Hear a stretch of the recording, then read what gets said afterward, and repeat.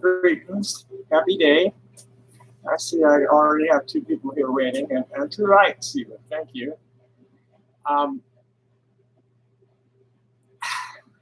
We're going to talk about a real one. The clothing, the 100% black sourced clothing line that is being pushed by Shaun King, whose blackness apparently result of a black man who had sex with his mother and then abandoned her for whatever reason.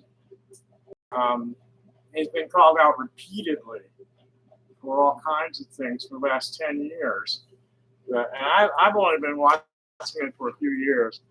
And really, the BLM thing was never really anything that was something that I really felt a need to follow closely because it was not really my community. You know, my priorities are to the indigenous communities that are threatened by industry, and to the Palestinians who are threatened by my cousins, and to my queer siblings, black folks. I'll get into it in what I wrote, where my head is on that. So anyway, back to here. How's the sound, please? Before I get going, let's check it since nobody's saying anything.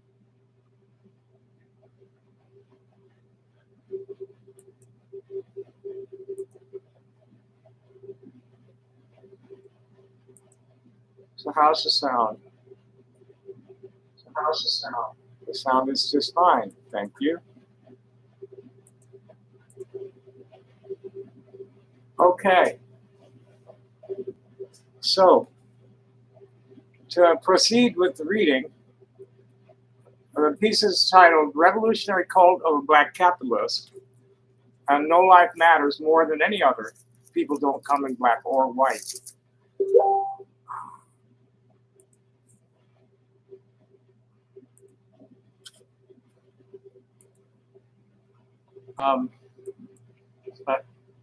That's my consultant, my financial counselor. All the documents on my uncle's estate have cleared, so I should be seeing the money real soon.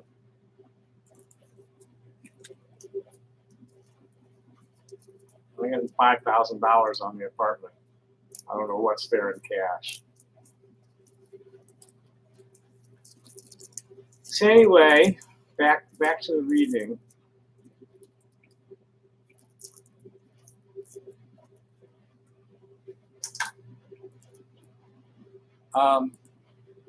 I've lost friends over my criticism of Shaun King, and I'm likely to lose some more for this piece. But it's my opinion that Mr. King's latest venture, selling 100% black source plain cotton T-shirts for $50 and plain hoodies for $165, is flagrant black capitalism, exploiting the white shame of congenitally stupid, overpaid, and underworked tech sector wage slaves and entrepreneurs who are his social network-based following.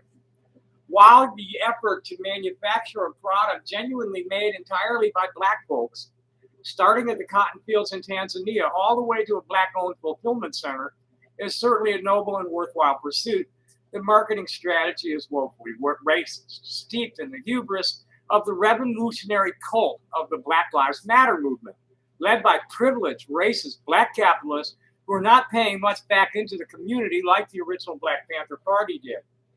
And I included a link to something about that. Let's read the announcement that he posted at Facebook on October 17th. I am releasing this brand new hoodie first here on Facebook. This right here is my baby. Literally this morning, I woke up at 3 a.m. to have a Skype with our partners in Tanzania as it's being manufactured. It's the only fully black-owned hoodie in the world made with black-owned partners from the seed to the shipping. made by Black-owned businesses in Tanzania, Kenya, Brooklyn, Philadelphia, and Atlanta. This is our 100% organic grade prototype hoodie for a real one. Our organic grade prototype hoodie is made of 100% organic cotton that is harvested by Black farmers, then produced and manufactured in Africa. The printing for this hoodie is done exclusively by Black-owned print shops in the United States. A real one is printed on the front of this hoodie in black font. It is midweight French terry and has a 260 GSM fiber composition.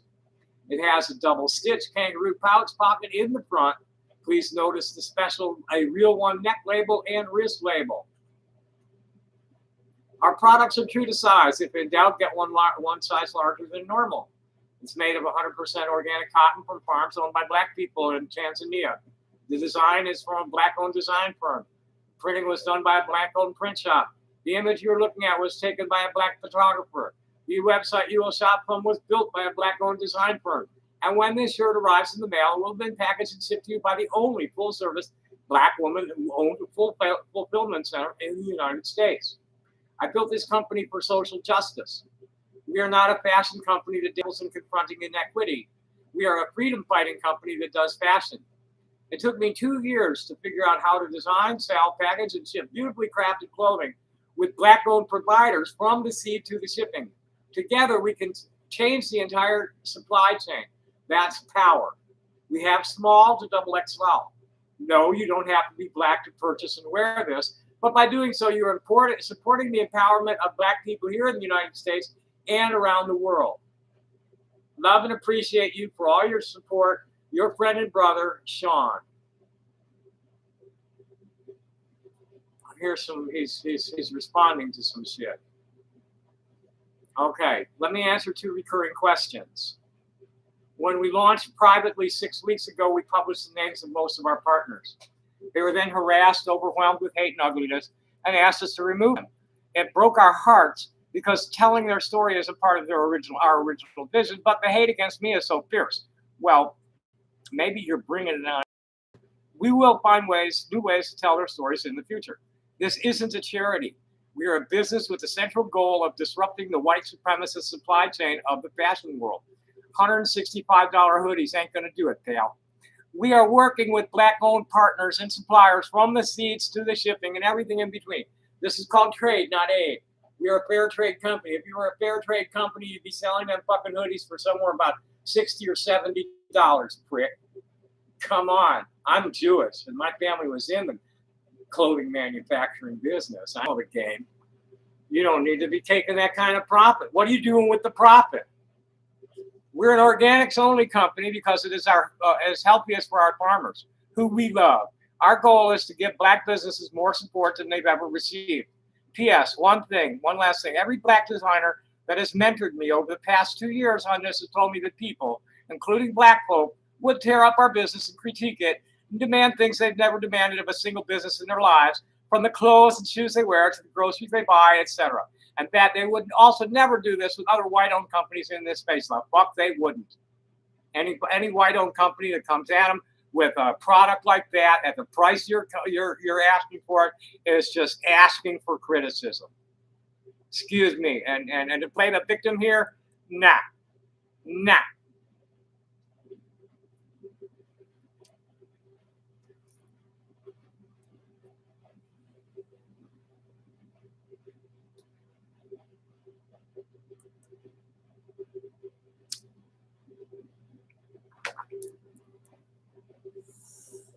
So anyway, let's see if anybody said anything here. No, nobody said anything here yet.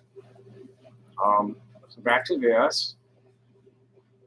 To Mr. King's credit, his persistent efforts on behalf of the victims of police executions have made a huge difference in getting some justice for those people. But he's also falsely accused some people, been accused of speaking for families without their consent, and has been repeatedly called out about his fundraising practices. Shaun King's Wikipedia entry glosses over a lot of facts about his life, but what stood out to me is that he never knew his father, got beat up a lot, and carries his trauma like a trophy, always playing the victim when criticized. Being so light-skinned, he has almost certainly always had difficulties within the Black community, And with his brazen mouth, I'm reasonably certain that the attacks were not racially motivated, so much as that he's a bit of a know-it-all and who makes you want to punch him in the face just for his attitude. I got more than one beatdown for that in grade school by packs of rednecks. One of the attacks was described as a one-on-one fight with another boy over a girl, and the injuries were minor. King is fond of hyperbole and rarely misses a dig at white people, perpetuating the racial divide, always trying to grab his piece of the action in the passion of the moment. The words of Huey Newton and Fred Hampton seem to have never reached the ears of the likes of Shaun King, Alicia Garza, Patrisse Cullors, and Opal Tometi, calling themselves Marxists but running exploitative capitalist ventures that capitalize on the racial divide, attempting to defeat capitalism with black capitalism. Fred Hampton declared in no uncertain terms that racism can't be defeated with more racism, and capitalism can't be defeated with black capitalism. The true revolutionary is seeking the rising of the people in pan-racial solidarity, rejecting the unsustainable technology, warmongering, and economic injustices of the industrial fascist systems that have come to dominate the developed world. As Fred's words are, we've got to face some facts.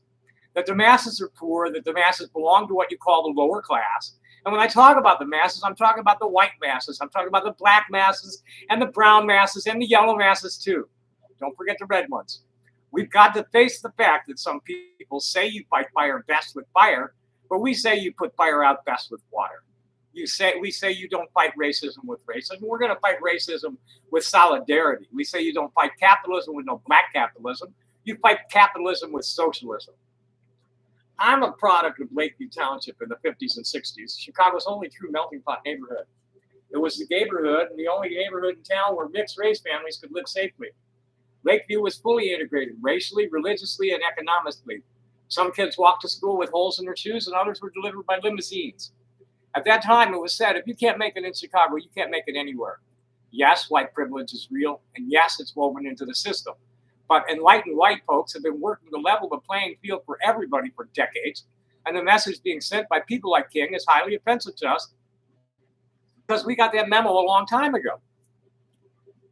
There's a sort of positive racism that we are conditioned with.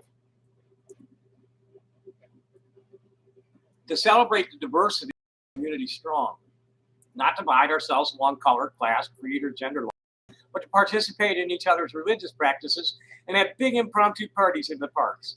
In the rainbow community, all are loved and none are hated in peace, love, unity, and respect. Rather than recoiling from otherness and fear and loathing, is embraced with peace, with love and acceptance. There are no black or white people.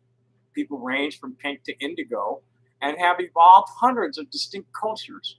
Programs such as this one from Mr. King seek to homogenize people into a giant bowl of complacent butterscotch pudding, stifling creative expression, obedient to the party lines. And here's what Huey Newton had to say about all this. He said, although I risk the likelihood of death, there's at least the possibility, if not the probability, of changing intolerable conditions. This possibility is important because much in human existence is based upon hope without any real understanding of the odds. Indeed, we are all, black and white alike, ill in the same way, mortally ill. But before we die, how shall we live? I say with hope and dignity. And if premature death is the result, that death has a meaning. Reactionary suicide can never have. It is the price of self-respect. Shaun presents himself as a crusader for oppressed black people, but he really appears as nothing more than an opportunistic Christian nationalist grabbing for his piece of the male supremacist prosperity gospel action, on behalf of the black people, of course. That, just wait, he doesn't have much black in him. Huey Newton had all this to say about people like him and black capitalist ventures. Huey said the task is to transform society. Only the people can do that, not heroes, not celebrities, not stars, the people. And what are you doing with all that extra money, man? Besides advertising, paying advertisers. Here's Huey's take on the Shaun Kings of the world. One of the primary characteristics of a revolutionary cultist is that he despises everyone who has not reached his level of consciousness or the level of consciousness that he thinks he has reached, instead of acting to bring the people to that level. In that way, the revolutionary cultist becomes divided from the people. He defects from the community. Instead of serving the people as a vanguard, he becomes a hero. Heroes engage in very courageous actions sometimes, and they often make great sacrifices, including the supreme sacrifice, but they are still isolated from the people. Their courageous actions and sacrifices do not lead the people to a higher level of consciousness, nor do they produce fundamental changes in the exploitation and oppression of the people. As I've said previously, revolution is a process, not a conclusion. A true revolutionist will not only take courageous actions, he will also try to advance the people in such a manner that they will transform their situation. That by delivering power to the people, the true revolutionist will help them define the social phenomena in their community and lead them to the point where they will seize the time and make these phenomena act in a desired manner.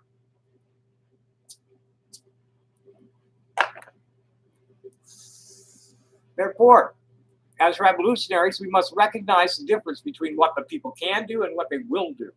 They can do anything they desire to do, but they will only take those actions which are consistent with their level of consciousness and their understanding of the situation. When we raise their consciousness, they will understand even more fully what they in fact can do, and they will move on the situation in a courageous manner. This is merging your theory with your practices. Point 3 of the original 10-point program of the Black Panther Party is we want an end to the robbery by the capitalists of our black community. That was our position in October 1966, and it's still our position.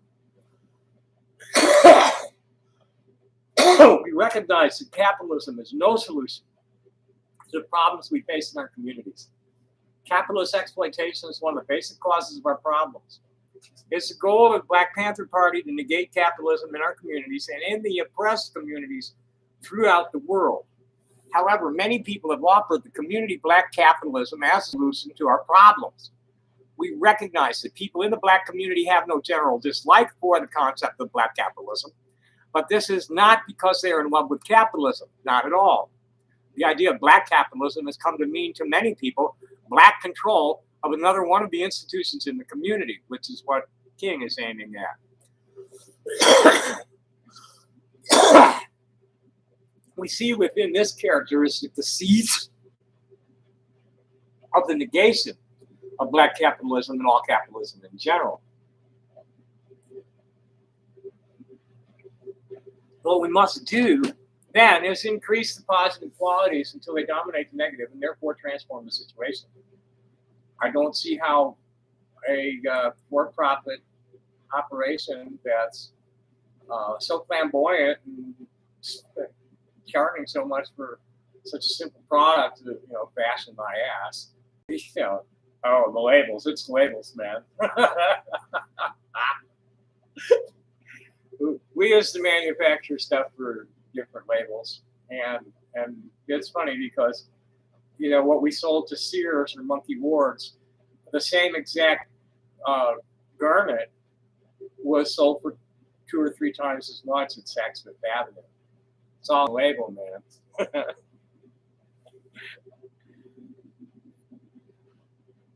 In the past, the Black Panther Party took a counter-revolutionary position with our blanket condemnation of black capitalism.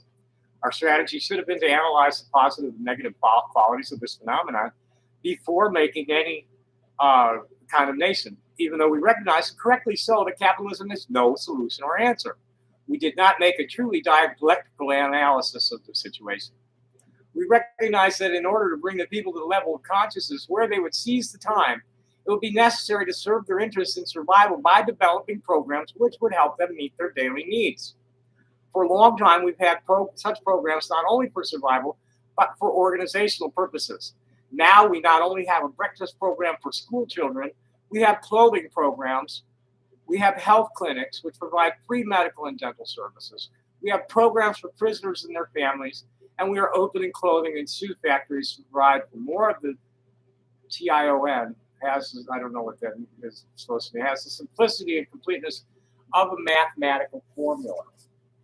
Now, I haven't looked in depth at the NFB, at the not-for-profits Mr. King has started, but BLM is not putting out anything to community development projects or even a bail fund. All the money is going to administrative costs, legal fees, and publicity. The actual cost of the material in these garments is less than $5, and there isn't more than another $5 in the actual labor manufacturing them. Add in another $5 to get them sold. What is there really to say more than the guy needs to be audited by at least the charity ratings groups? And I hadn't read carefully enough. This is a for-profit thing. But what's he doing with the money?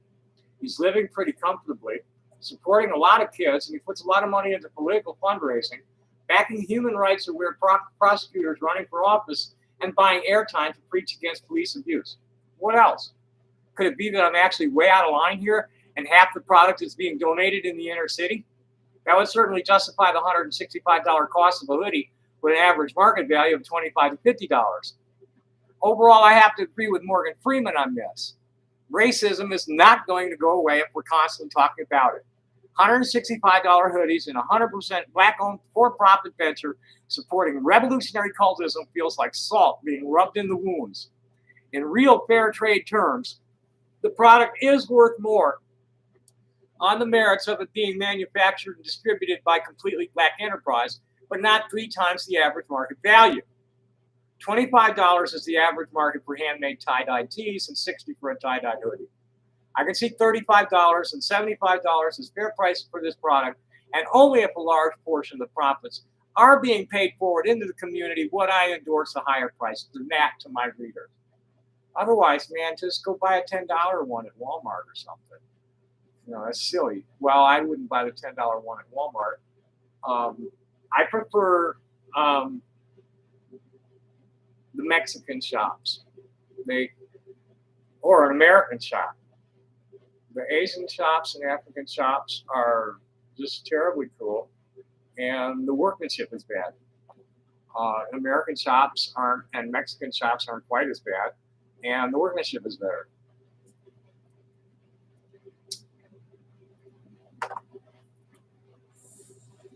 So let's see if anybody said anything. No, nobody said anything yet. Now let's go where I posted it. Some interesting comments.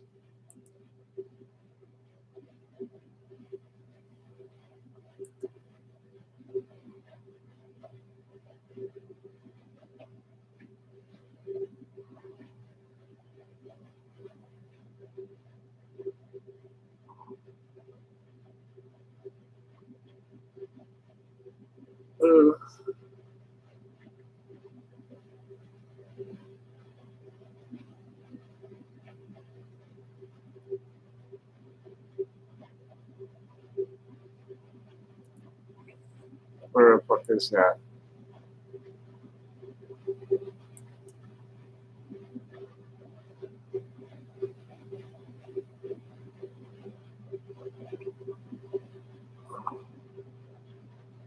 So I posted it at Kiwi Farms, and it actually got some good comments back.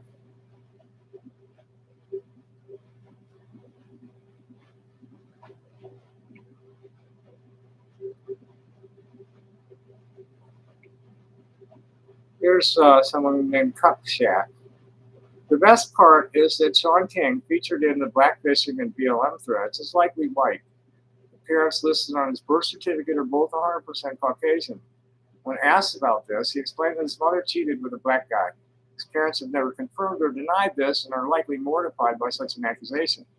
People have offered to pay him to prove his African heritage by DNA test, but he always refuses. Man, I love a good crossover episode. Talcum X.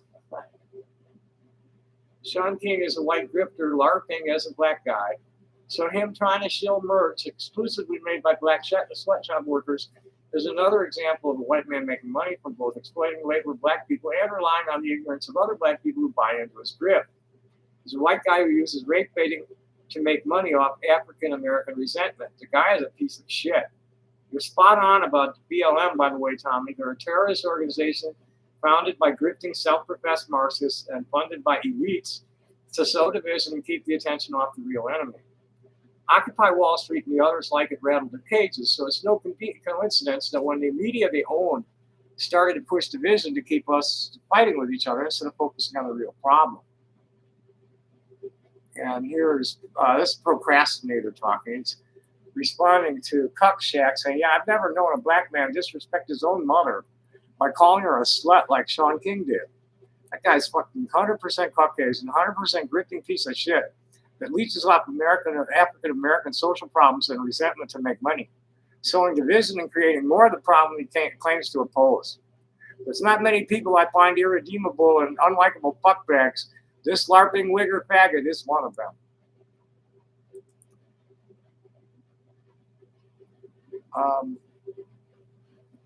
So to both of them, I said, when you follow the money, the right-wing extremists are being financed by the likes of Cox, Walton, and Adelson, with the left-wing money coming from Soros and celebrity do-gooders. Meanwhile, in their European ivory towers, the real owners of the world in the upper echelons of the Rothschild-Morgan New World Order cartel could care fuck all about how many people die or how they die, just as long as most of us die before the planet's immune responses crush their unsustainable technology, making most of the planet uninhabitable without artificial life support systems. These people's bloody footprints can be seen all over the map from the so-called Age of Discovery in the 16th century onward. Many of them, like Rothschild, the Medici, and Borgia, not fading out until the Dark Ages that ended in the 11th century. Their ownership of the world and consequently their control over the logistics, critical resource extraction and distribution is grounded in land titles granted by the Vatican's doctrine of discovery and various European monarchs, literally seizing those lands from their indigenous tenants who had been there for thousands of years.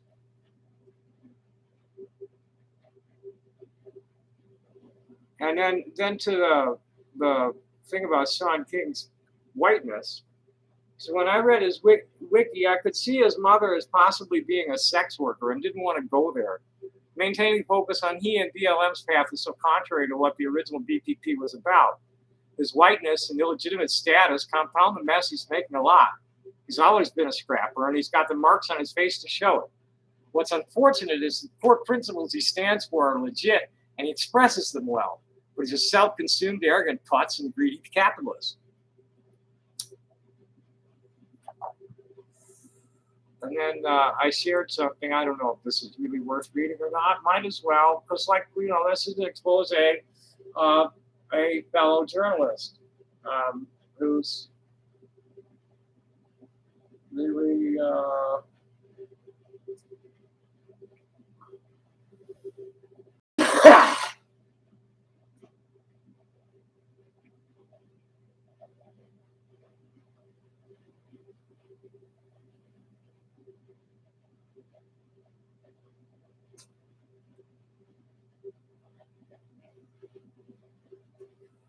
he claims that his mom told him about it when he was 5. His mother was married and divorced several times, and she raised him and several siblings as a single mother. He never knew it. Biological father. See, this is from June of 2021, and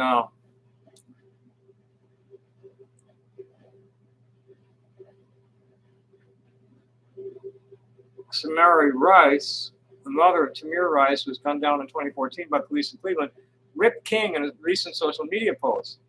Rice said she never gave King permission to raise nothing and criticized the Real Justice PAC co-founder for having robbed me for the death of my son. In an Instagram post shared June 22nd, where Rice seemingly responded to a recently released episode of King's podcast, she said she was given a cop and donut conversation full of lies. Why do you think it's important to tell folks we had a conversation? Rice asked her to vote. Well, what we talked and everything that was said was very toxic and uncomfortable for me to hear. That you raised additional money and then say you didn't want to bother me. Personally, I don't understand how you sleep at night.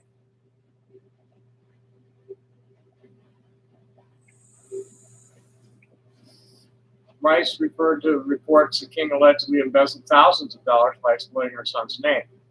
Mother also revised criticism of King's fundraising practices came under fire when a 2015 Post article couldn't account for $60,000 in online donations. Rice or King to stop thinking they're on the same page. As a white man acting black, you're an imposter that cannot be trusted, she said, adding that King was a selfish, self-centered person who had made her son's death about himself. God will do, you white man. However, the families of Nia Wilson, Philando Castile, Terrence Crutcher, and multiple other people killed in recent years have felt King. According to reports, King's podcast episode in question was originally released under the title I Spoke to Samaria Price last week. And King seems to have put together $3 million talking his shit online for the last 10 years. And that's that story. And still nobody said anything. So I think I'm going to wrap this soon. Let's see what else is left here to read.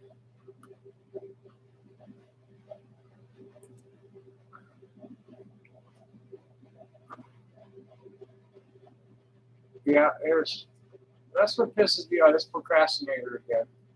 This is what pisses me off about him. That it's not what he claims he stands for. It's the fact he doesn't believe in it. He pantomimes outrage and injustice to make a quick buck. He's fucking transparent, and it's irritating watching people fall for his shit when they'd be better off reading and taking examples from Huey and guys like that than his grifting fucking fraud-wearing psychological blackface. The whole lot of prominent queer people of color or social justice warriors are like that. I grew up in the heart of the city. I've been on the front lines of the gentrification wars since the 1980s. It's totally a class thing. Racist and diversion. Totally arbitrary classifications made up by privileged European anthropologists and zoologist colonizers in the 17th century. These American Taliban tell me to take a seat because of my whiteness when I try to point out what the leaders of the Black liberation movement in the 60s and 70s had to say about this. The coincidence in the initials is too obvious for me to ignore when the things they say and do are so often contrary to the things the Panthers, Malcolm X, Muhammad Ali, MLK, Angela Davis, Stokely Carmichael, and everybody back to Bayard Rustin and Philip Randolph expressed.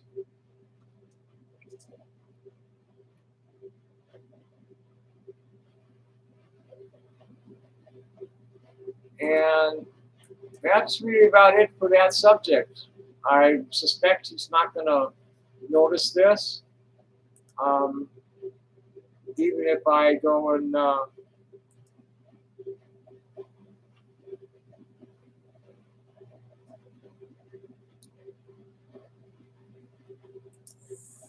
give him a heads up.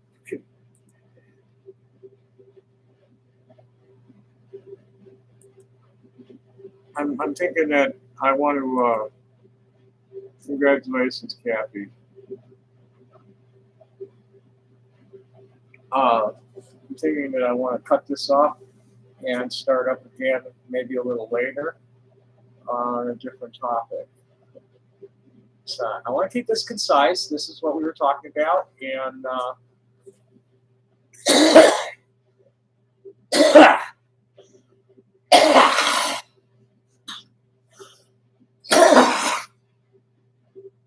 I could go on and I could go on and find some more stuff critical of Shaun. There's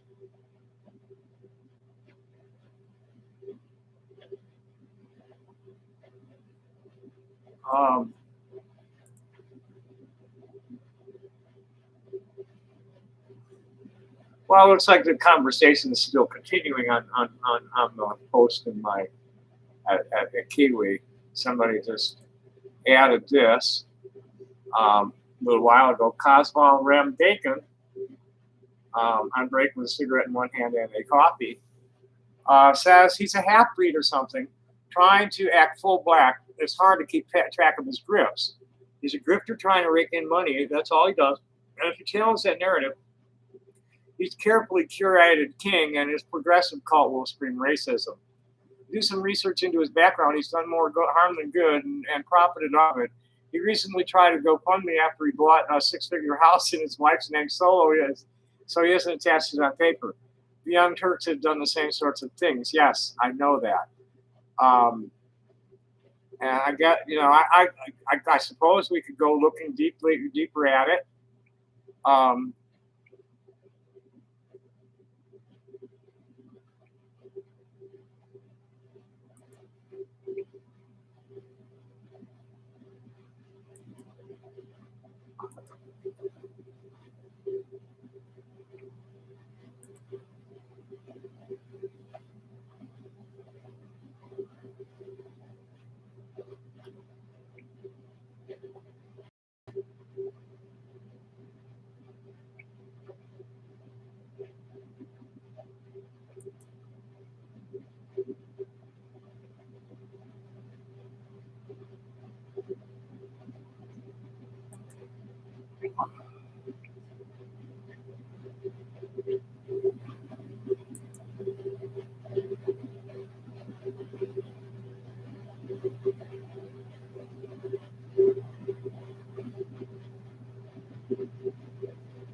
um, so anyway, they're asking for more on his financial misconduct.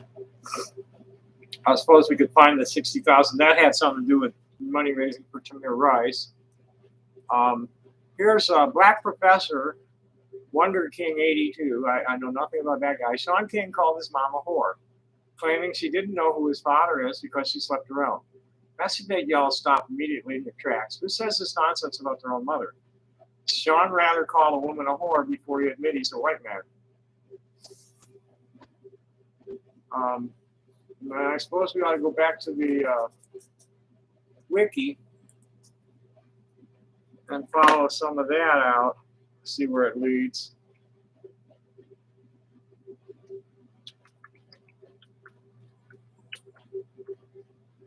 And you're going to call racism, which, he's doing the race baiting. He's a writer. He's doing race baiting. And he's a social climber. He's a consumerist and predator capitalist and calling himself fair trade, calling himself Marxist, all this happy shit because he's an opportunist. He got his undergraduate degree from Morehouse College in Atlanta and was elected president of the Student Government Association. Morehouse is an all-black school, I believe, old one. Worked as a high school teacher in Atlanta, went on to work as a pastor, and founded a church in Atlanta called the Courageous Church. And there's his start in grifting. There is nothing that is more. What's the right word for this? It's a fucking scam. Churches are scams. I'm sorry, especially evangelical churches. My God, it's a fucking scam. King is currently writer in residence at Harvard Law School's Fair Punishment Projects. I have to check with them, see what that's about. Contributes to The Intercept and The Appeal. Contributed to New York Daily News, Daily Cost, Tom Joyner Morning Show, and The Young Turks. He's been running this Real Justice PAC since 2018, which supports progressive candidates running for district attorney, and launched the North Star website. What is that? Shaun King didn't open to anything but more of the same as this. Okay, so North Star website must be dead now too, because it didn't go anywhere back to the wiki article. He's born in Franklin, Kentucky, and raised in Versailles, and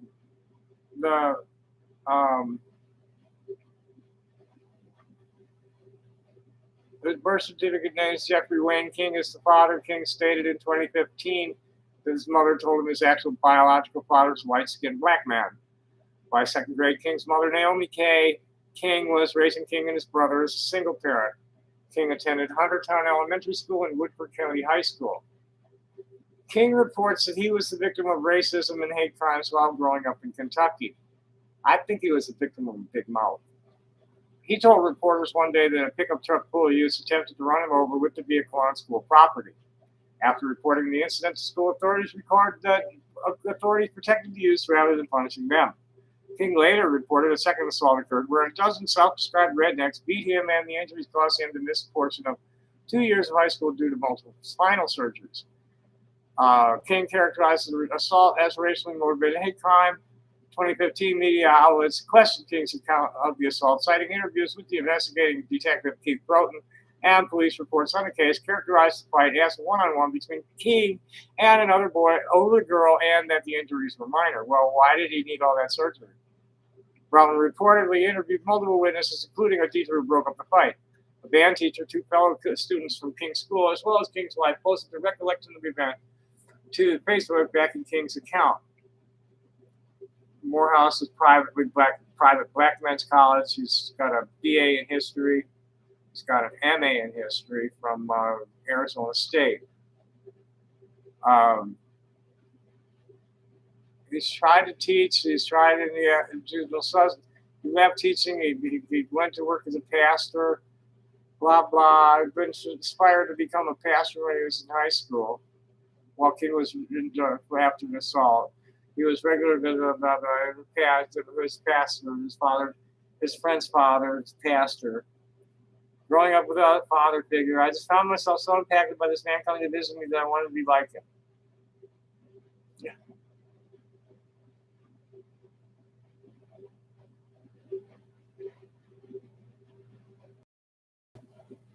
He got noticed around the time of the Brown shooting.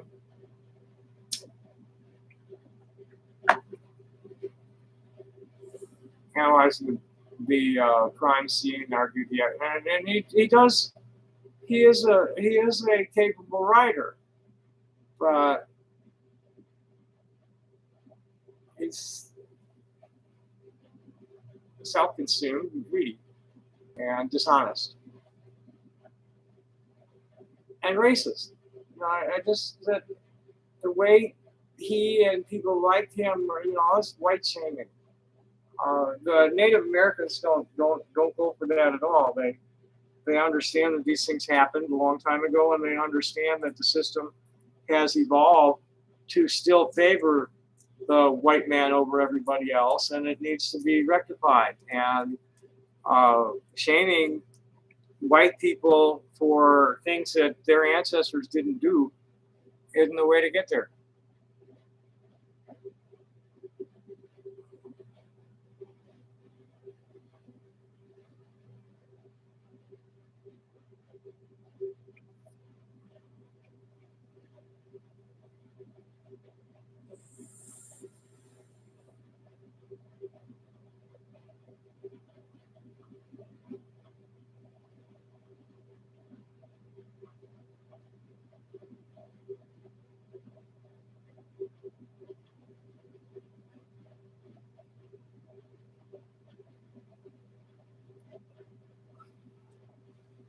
Okay, here's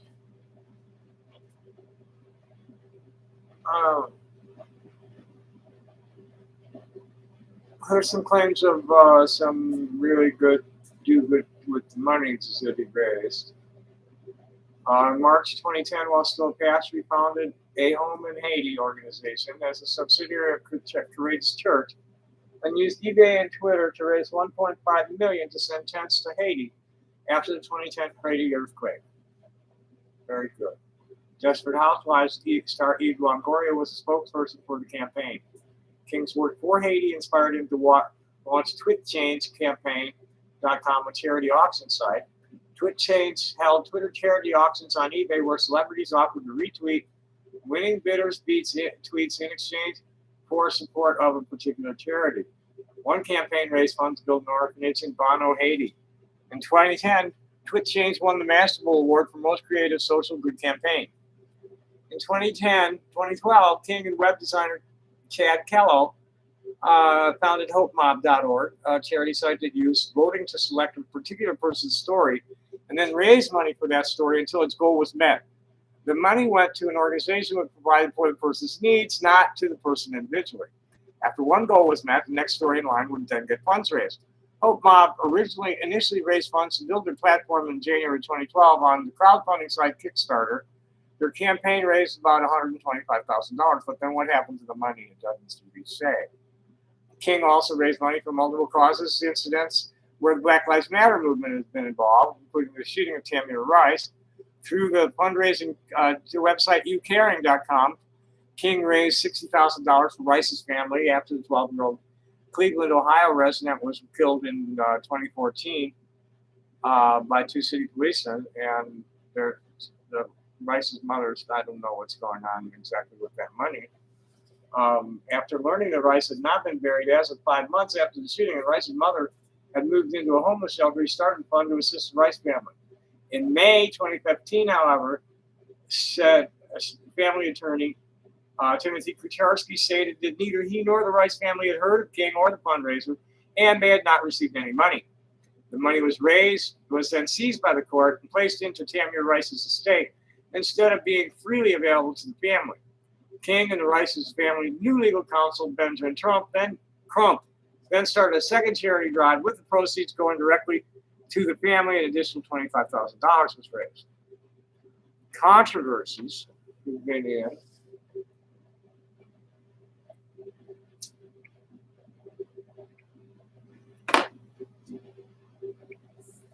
King has been accused of raising funds for causes that were never received by those he was fundraising for, including Justice Together abruptly closed the organization.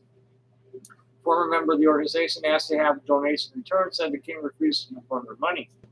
An investigation by Goldie Taylor of the Daily Beast detailed discrepancies in amounts raised for different charities, such as the Haiti Relief Project, and in one case started a fundraising project for the family of Tamir Rice without their knowledge. Activists on Twitter questioned if he took the $100,000 reward money that led to the arrest of the man who shot Jasmine Barnes. On September 12, 2019, Black Lives Matter activist DeRay McKeeson wrote a lengthy article raising multiple concerns in regard to King, especially fundraising. Let's see if we can't find that article.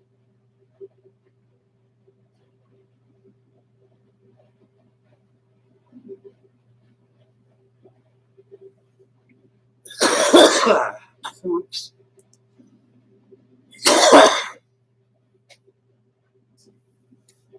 That's number 8.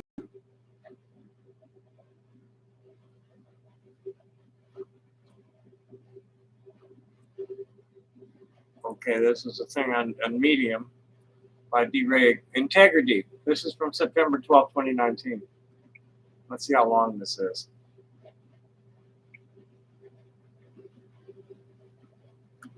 This is longer than I want to read.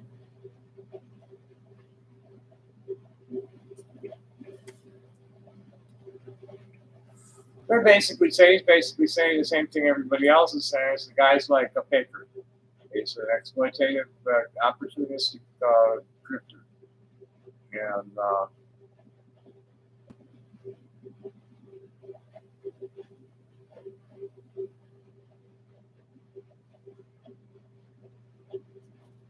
And this is really about more than just Shaun. Oh, maybe. I don't know. This is pretty strong shit.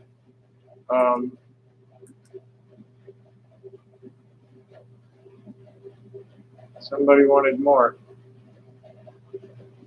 Here it is.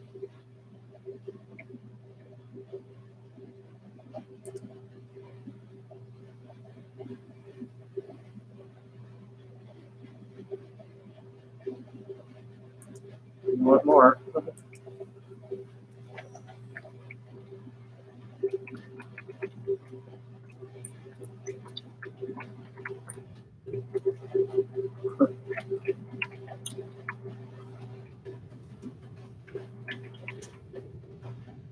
That's really all the digging I feel like doing. This guy's a real sleaze bucket, and you know he's phony, and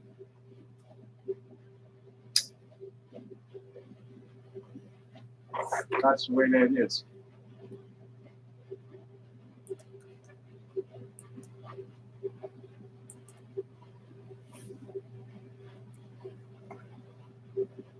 So if nobody said it, oh, people have said a lot.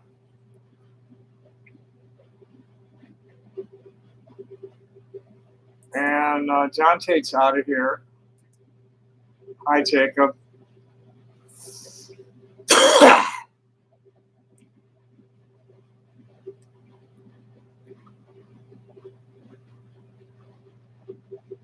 Kugat, no, I haven't. Just heard about him. I've been following it for several years. It's just that my family's was in the garment manufacturing business, and I'm offended by the whole fucking game this time. You know, I've been criticizing the whole thing straight along. As standing on the Black Panther philosophy. Yeah, uh, straight up. I I can't get a Twitter account because my toxic fan club has gotten me banned from there permanently.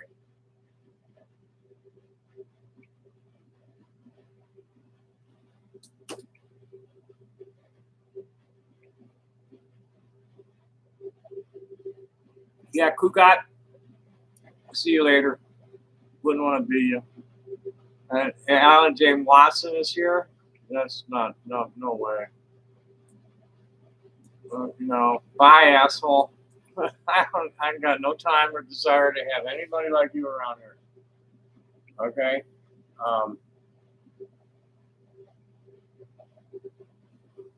No. Thanks, Jacob. I really am not in the mood to. What time is it? 8 o'clock.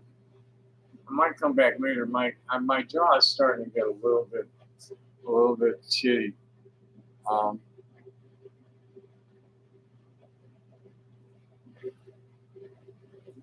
So I really need to like not smoke so much, not smoke so much, and not talk so much. Just suck on the thing dry. That way, it makes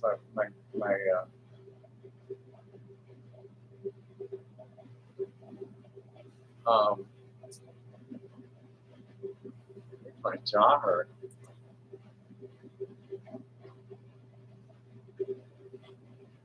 See what the idiots have to say.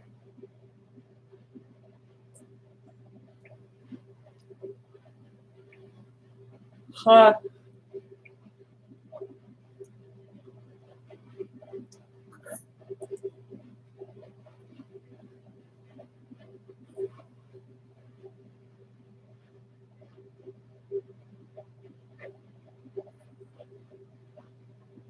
Yeah.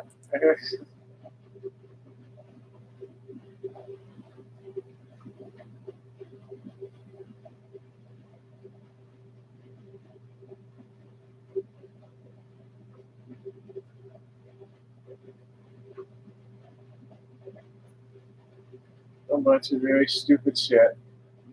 People are congenitally stupid. Gotta say mean, stupid things. Can't be civil at all. That's like just illegal in their world, I guess. Um,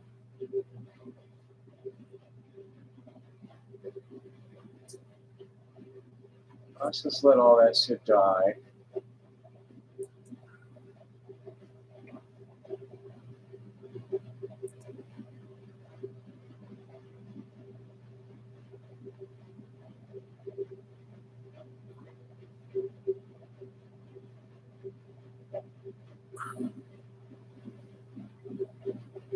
And I'm just not going to give these people the benefit of the doubt.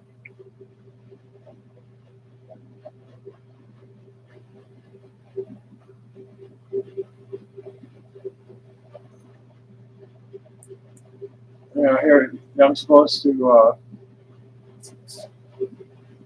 What's there to say to somebody who's like drunk off his ass constantly, saying shit like "We's and die, perverted rapist, kitty diddler, bestiality enthusiast"? It's like the fuck I am. That's all your imagination.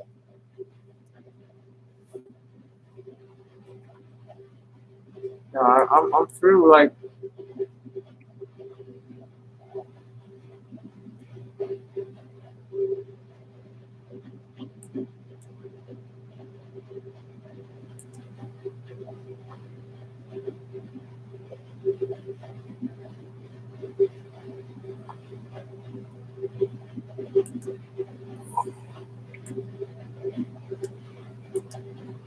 um, Grand Marquis You've been deleted.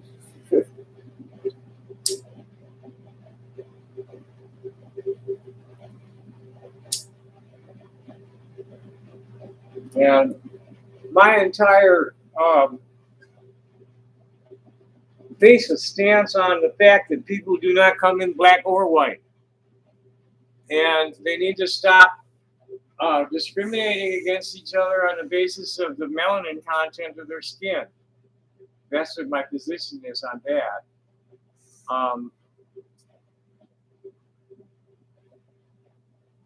Yeah, but the stove's not turned on. It'll do before the stove gets turned on. Um,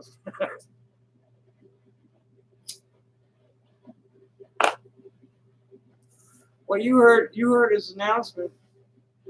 It's totally a for-profit venture. He's not talking about donating a portion of his profits anywhere. It's obvious that he's going to use it to support his propaganda. It's all racist, divisive shit.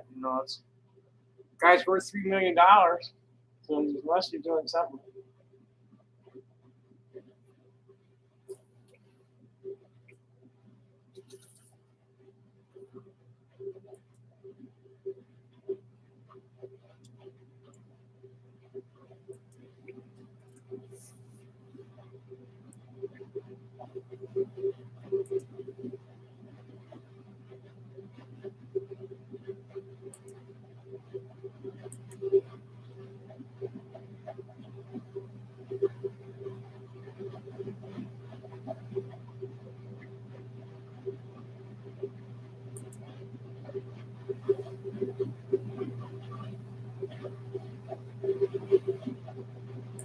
Well, here's people are discussing this like intelligent adults, and here's this twat um, calls itself Mariposa Electric. Shut up, Tom. Nobody cares about your fascination with the cock of another white man. Even King has standards. You're just a sick bitch, lady. That's all. And every word you say to me, it's just like free rent in your head. So you'll be hearing less out of me. Once in a while, I'll read some of your better stupid shit, but you're way too redundant and not really worth even looking at.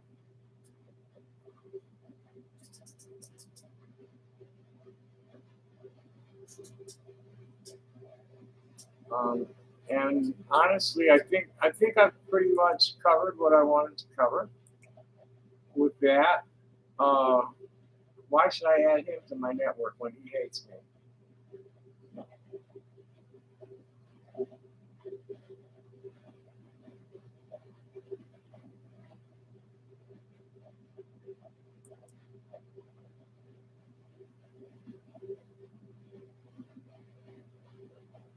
Yeah, I think I'm gonna wrap this. I'll probably come back later. No, I can't. I can't. You can listen to it from the beginning, Dave. I'll come back later. There's a little something I want to talk about that I feel is very harmful to the community as a whole. That's a problem that's been seething for many years since the beginning.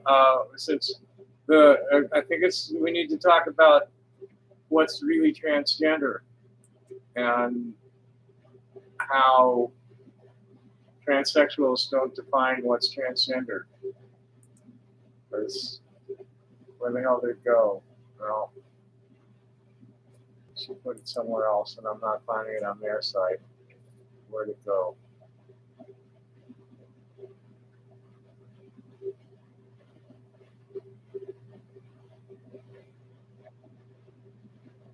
Ah, come on. Where's that post? Well, it's in this group. So we'll just go to the discussion. Find the fucker. I mean, I could like segue into this right now, but I don't really feel like sitting here talking. Oh,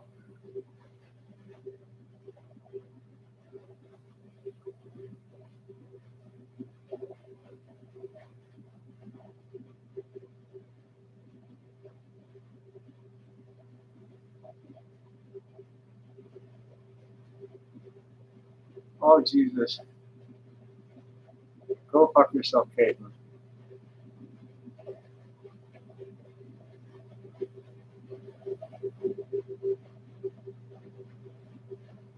Where the fuck did that thing go? Oh, here it is. So this is not this is right on the dividing line. Here it says, I was born a girl with a medical condition that required surgical and hormonal intervention to correct my birth defects. Well, I was born a girl who like got messed with when I was little. So they're not, and then there's all these, I know transgender women, and I'm sure there are plenty of trans men like this too, that live expressing in their naturally identified gender role without any hormones or surgery. So this is a very dangerous and divisive position that it has to be stressed that each individual transgender person is their own being, their own unique person.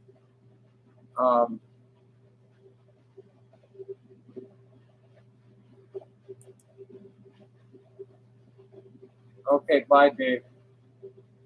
You can fuck off. I don't need people like you hanging around being stupid.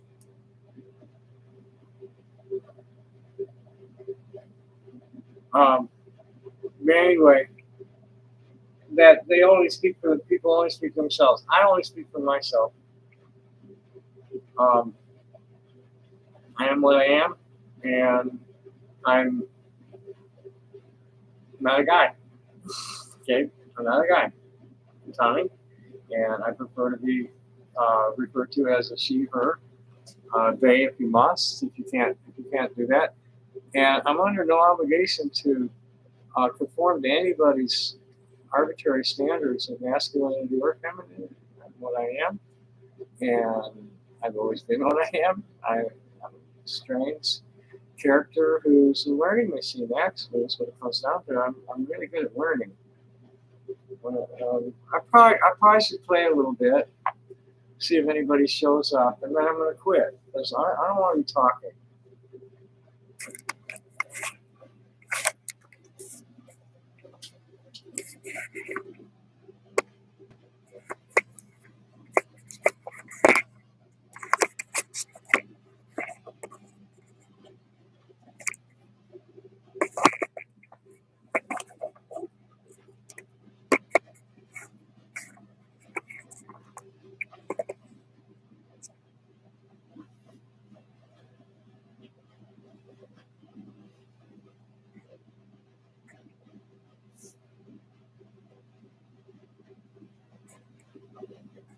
Okay.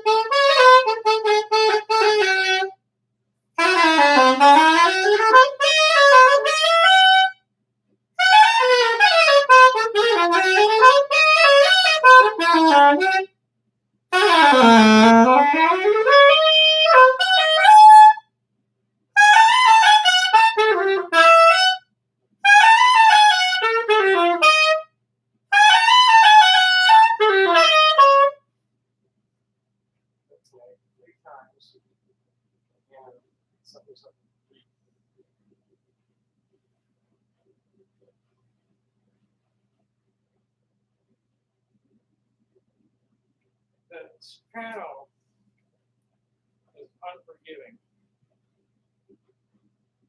I have to listen to some live soprano work in the studio. You can like erase things in the studio that you can't go live. So I'm gonna have to listen to some of them. Let's see if I can't spot the spots where the horn is giving them shit.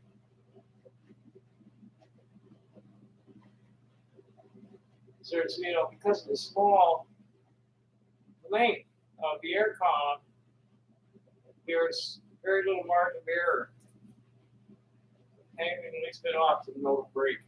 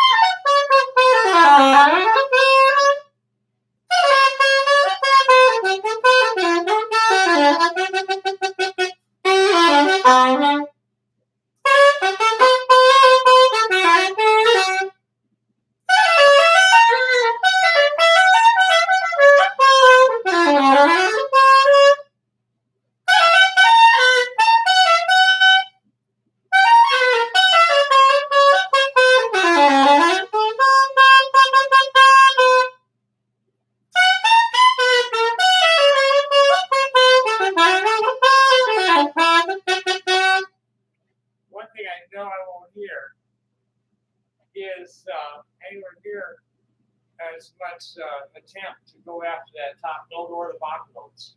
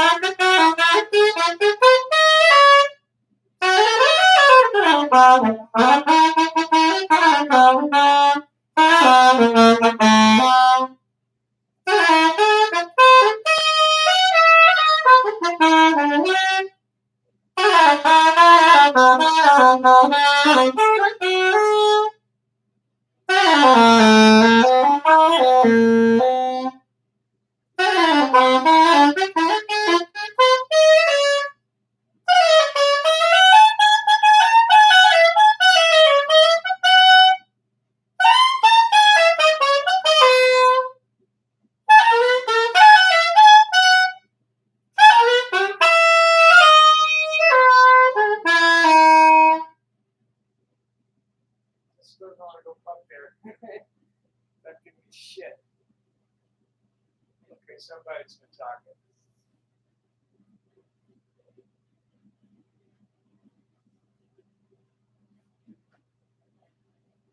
Oh, because they're mean, stupid people and they're trolling. And happy day. Thanks, Jacob. Well, record it.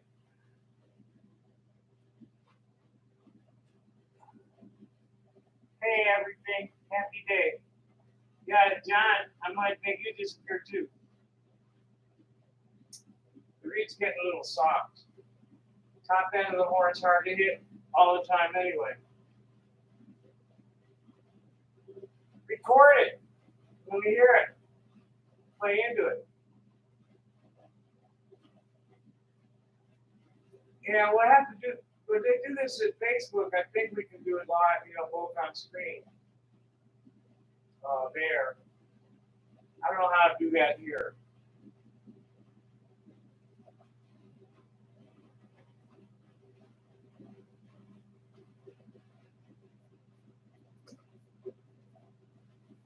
The reed is starting to get a little soft, and it's not wanting to go up over the sea too easily. I'm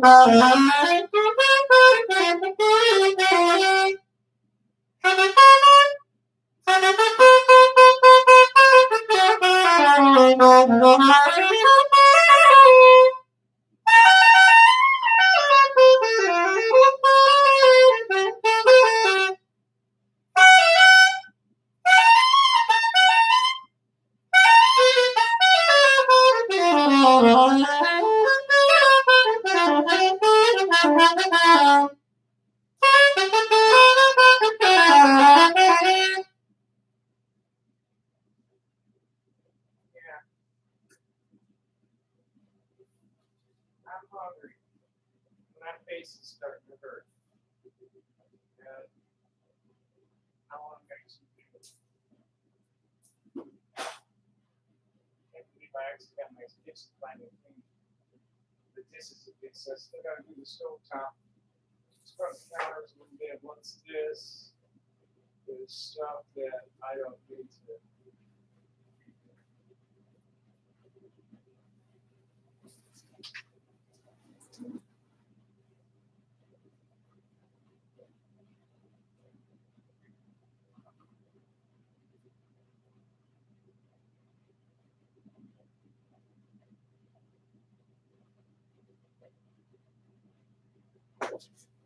Ooh. Well, that'll work. Well, blocked at Facebook, so I can't really live stream there right now.